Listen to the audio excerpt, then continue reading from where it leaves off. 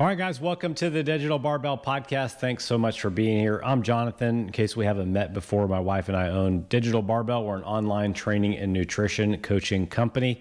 Thanks for being here. Make sure you subscribe before you leave. We're going to be talking about something today that is commonly misunderstood. We're going to try to clear up the air with some science and give you some practical advice on how to put it in place in your own life. We're talking about how do you lose fat. So let's start with a quick breakdown of what fat is and why our body stores it in the first place. Fat is your body's way of saving energy for later use. It's like your fuel reserve. Your body stores fat in fat cells called adipocytes, and that stored energy is meant to be used when you're running low on fuel or, the energy from food. Now, in today's world, most of us are not exactly facing a food shortage. We have quite the opposite problem. Here are some pretty scary numbers, so buckle up. The average American should be eating between 2,000 and 2,500 calories per day to maintain a healthy weight. Guess how many they are actually eating? 3,600 calories per day. That's more than 62% of what they should be eating. So what happens if you consistently eat more calories than your body needs? Well, those extra calories are stored as fat. That's why we have an obesity epidemic running rampant. The goal of fat loss is to tap into those reserves that we all have on our bellies, hips, and thighs. So how do you burn body fat? Let's talk about the science of fat loss and explain what a calorie deficit is. At its core, fat loss boils down to a simple equation. If you eat fewer calories than your body needs to maintain your current body weight, you will start using stored fat to make up the difference for energy. Your body craves survival and homeostasis, and that's how it will make up the difference in energy that it needs to survive. Here's an analogy. Think of your body like a bank account. When you eat, you're depositing energy in the form of calories. When you move, exercise, and just live your daily life, you're withdrawing energy from that bank. If you deposit more than you withdraw, the balance, otherwise known as fat in this case, increases. To lose fat, you need to withdraw more than you're depositing. That's what creates a calorie deficit. It's important to remember that fat loss is not a day-to-day thing and it doesn't happen overnight. Your body will first use the readily available energy in the form of glycogen or stored carbohydrates in your muscles and liver before it taps into your fat cells. This is why you've got to be consistent with your nutrition and exercise over the long term and not just go on a diet for a day, a week, or even a month. The most common reason that people get frustrated with fat loss and they think they'll never be able to lose weight is because they'll buckle down super hard on Monday. They'll restrict everything they think they shouldn't be eating until Friday, which does create a calorie deficit. But then Friday night comes, they tell themselves they've been good all week, they deserve to splurge, and they go way overboard on food on Friday night, all day Saturday, and most of the day on Sunday. Unfortunately, all of those calories still count, and the calorie deficit they created earlier in the week is easily erased by those weekend shenanigans, and the net effect is there's no progress. If that's happened to you, you're not alone. I would definitely recommend thinking about hiring a professional to help you break out of that cycle. Okay, let's move on. Once you are in a calorie deficit, over the long term, your body starts breaking down that stored fat into usable energy. But where does that fat actually go? Here's a quick rundown of the process. When your body starts using your body fat for energy, those fat cells will release fatty acids into your bloodstream. Those molecules then travel to your muscles and organs where they're used as fuel. The byproducts of that breakdown are mostly carbon dioxide and water. Then they're eliminated from your body through breathing, sweat, and even urine.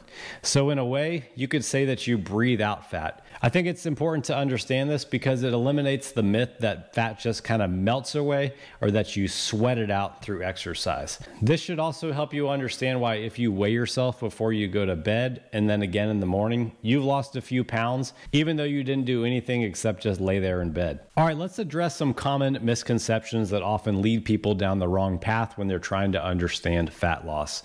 Misconception number one. You can target fat loss in specific areas. This is a big one, and there's definitely ongoing research about this. If there's ever an update, I'll definitely make an episode about it. But people think that if they do enough crunches, they'll lose belly fat, or if they work their thighs more, they'll trim the fat off of there. Unfortunately, as of now, that is just not how fat loss works. A calorie deficit creates fat loss from your whole body as a whole, not from specific areas. Your genetics also play a big role in determining where and when you're going to lose the fat first and last on your body. You can thank your parents for that one. Most men will lose the weight in their love handles and on their belly last, and most women will lose the fat on their hips and thighs when they finally get very lean. We've got an entire podcast episode dedicated to spot reducing fat, so I'll put a link to it in the description below. Okay, misconception number 2. You need to do cardio to lose fat. Cardio can definitely help create a calorie deficit since all movement uses calories, but it's not the only way, and it's not even the most effective way. As far as exercise, strength training is the most powerful tool for fat loss because it helps you build and maintain muscle. Muscle tissue burns more calories than fat, even when it's just resting. So by increasing your muscle mass, you're boosting your metabolism. Plus, resistance training helps preserve muscle while you're losing fat, leading to a leaner and more toned looking physique. And I know a lot of you guys are after that. All right, misconception number 3. Extreme diets lead to faster fat loss. Cutting calories too drastically can and will backfire on you. Yes, you might see quick results at first, but extremely low calorie diets that cause an extreme calorie deficit can absolutely lead to muscle loss, slow your metabolism, and wear you out psychologically. Sustainable and lasting fat loss comes from a moderate calorie deficit combined with regular exercise. It's better to lose fat slowly and maintain the muscle that you've got instead of crash dieting and risk losing both. I should also say that if you do a drastic diet or you do a fast to slash your calories and create a really big calorie deficit, those first pounds you lose are mostly water weight, not fat, which isn't going to make you look or feel any better in the long run. Okay, misconception number 4, which is obviously the most controversial of the ones we're going to talk about today. Going keto or carnivore guarantees fat loss. Yes, that is a misconception.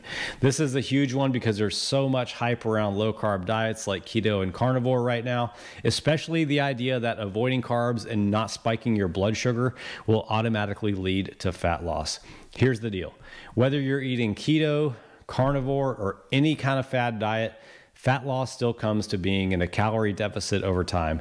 I'm sorry if you don't like it, but it's true.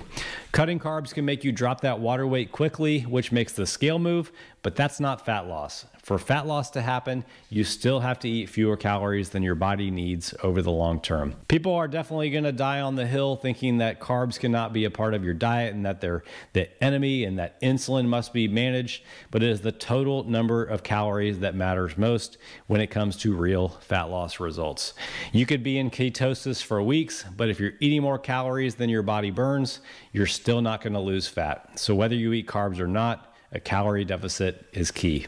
There's a lot of other misconceptions about fat loss, but we're going to leave those where they're at for right now. Let's acknowledge something else that's really important. While fat loss might sound simple on paper in the way that I just explained it, create a calorie deficit, exercise, eat smart, it's not always that simple in real life.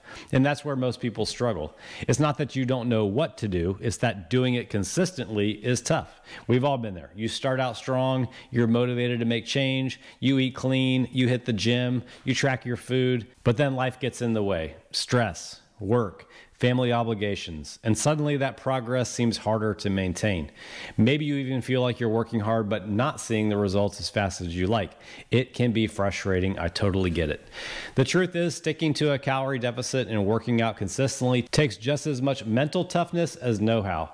That's why I always say that fat loss is more about mastering your habits and your lifestyle than it is about finding the perfect diet. It's also not about being perfect all the time, but about being persistent and finding ways to navigate the obstacles that come up in your everyday life. So there you have it. That's the real process of how fat loss happens. It's not as complicated as some people make it out to be, but it does take time and it does take consistency. There's no magic solution, and there's definitely no one-size-fits-all answer to create that calorie deficit, but with the right approach, you can absolutely make progress. If you're looking for more guidance and one-on-one help in your journey, we can definitely help. That's what we do 24/7, whether your goal is fat loss, muscle gain, or both, our coaching program can help you reach your goals, even if you feel like you've tried everything else in the past. Thanks so much for listening today. If you enjoyed this episode, feel free to share it with a friend. Leave us a review if you're really feeling generous, because it really does help us reach more people. Have a great day.